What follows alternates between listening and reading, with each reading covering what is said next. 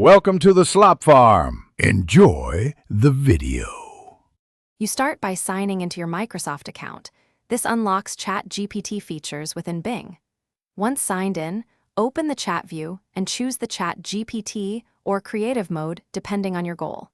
Make sure to configure language and response tone so replies match your needs.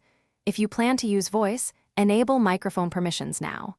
These initial steps remove friction and let you begin asking clear prompts immediately, which speeds up useful responses and reduces follow-up corrections.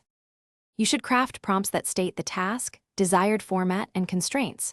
For example, ask for a 3-point summary, then a 150-word email draft. Once done, use follow-up messages to refine answers and feed previous responses as context so the model stays on track. Make sure to use available toggles, temperature for creativity, length limits for concision, and cite sources when you need verifiable facts. This combination improves accuracy and makes each reply more actionable. You finish by reviewing and editing the response, then copying or exporting the content to your destination. Once done, give feedback or pin messages to retain a preferred tone for future prompts.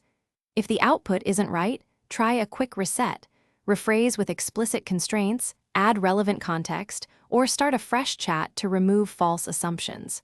If problems persist, clear browser cache or check permissions. This often resolves access or voice issues so you can continue smoothly. Thanks for watching. Consider subscribing if we helped you today.